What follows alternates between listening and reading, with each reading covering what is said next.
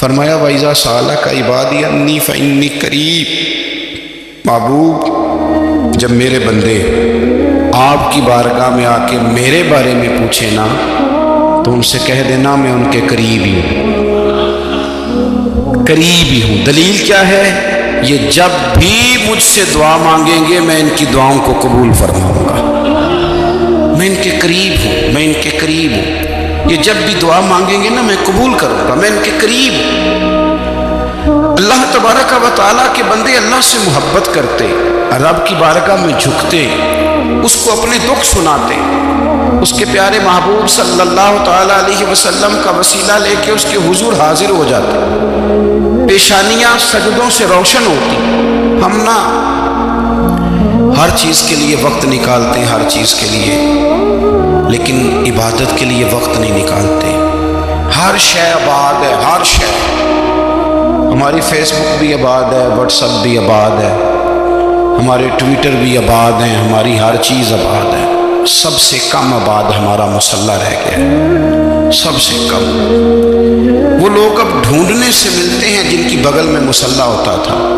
میرے بھائی آپ کتنا کو دنیا کے پیچھے بھاگو گے تھکا دے گی، کتنا دولت کے پیچھے بھاگو گے تھکا دے گی۔ آپ جب اپنی زندگی میں جمع تفریق کرو گے نا تو مرتے وقت احساس ہوگا کہ سارا کچھ تو لوگوں کے لیے کیا، اپنے لیے تو کر ہی کچھ نہیں سکے۔ اور ہم عبادت کے معاملے میں بہانے بازی بھی کرتے ہیں۔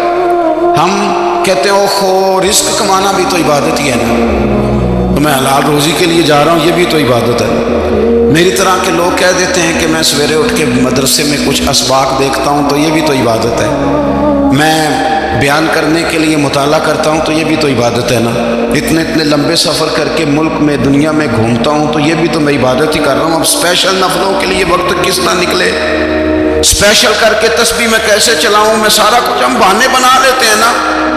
میرا سوال یہ ہے کہ یہ ساری باتیں صحابہ کو، نبی کریم کو، دیگر لوگوں کو بھی تو پتہ تھی نا، لیکن آپ غور تو کریں 23 سال حضور کو وقت ملا، مختصر وقت ظاہراً تبلیغ کرنے کے لیے، پوری دنیا میں دین بھی پھیلانا ہے۔ گھر میں 11 ازواج ہے، 4 بیٹیاں ہیں، ان کی اولادیں، سارے کام کاج بھی دیکھنے، لیکن سیدہ طیبہ طاہرہ حضرت عائشہ صدیقہ رضی اللہ تعالیٰ عنہ فرماتی ہیں سارا دن تبلیغ کرتے، ہر غلام کے دکھ سنتے، گھر میں آتے تو اپنے گھر والوں کا خیال کرتے، کام میں ہمارا ہاتھ بٹاتے۔ قربان جاؤں، کہتی ہیں زمانہ سارا سو جاتا لیکن آمنہ کے لال مصلی بچھا لیتے۔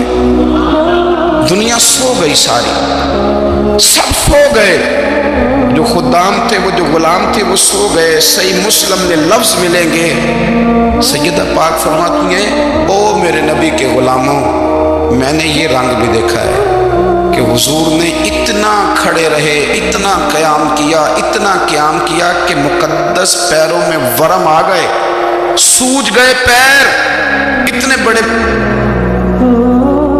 دل پہ ہاتھ رکھ کے نہیں بتا سکتا کہ میرے کبھی نماز میں پیر سوج گئے، کوئی نہیں بتا سکتا۔ بچوں کی روٹی کماتے تھک گئے بات الگ ہے، ہم سیر کرنے گئے تو تھک گئے بات الگ ہے، لیکن عبادت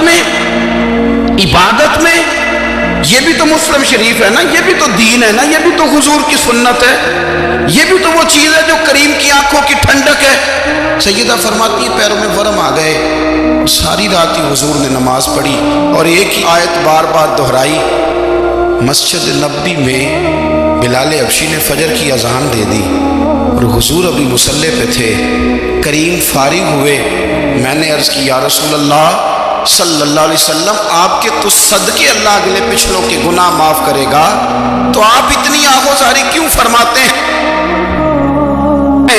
آپ تو شفیع ہیں، آپ تو انبیاء کے امام ہیں۔ تو حضور نے فرمایا عائشہ تم نے گنوایا ہے نا میرے اللہ کی مجھ پر کتنی رحمت ہے، افلا اکون عبدا شکورا، فرمایا اگر اس نے اتنی نعمتیں دی ہیں تو کیا میں اس کا شکر گزار بندہ نہ بنوں، میں شکر گزار بندہ نہ بنوں اس کا؟ پھر اگر اتنی نعمتیں اس نے دی ہیں، مجھے اتنا نوازا ہے، تو پھر میں اس کے سامنے سجدے نہ کروں؟ او میرے بھائی، بڑے قابل فخر لوگ ہیں ہم کہ ہم نبی پاک کے غلام ہیں، ہم قابل فخر ہیں کہ نبی کریم کے غلام ہیں، کیا کبھی اس غلامی کے شکرانے میں بھی 2 نفل پڑھے کہ یا اللہ تیرا شکر ہے تو نے ہمیں حضور کا غلام بنایا ہے؟ یاد رکھیں کہ اپنی روحانی زندگی کو آباد کریں، استغفار پڑھیں، تسبیحات کریں۔ حضرت عبداللہ ابن عمر رضی اللہ تعالیٰ عنہ حضرت عمر کے صاحبزادے ہیں، مکہ مکرمہ میں ان کی قبر ہے۔ میں نے جب انہیں پڑھا تو مجھے ان سے بڑا پیار ہو گیا۔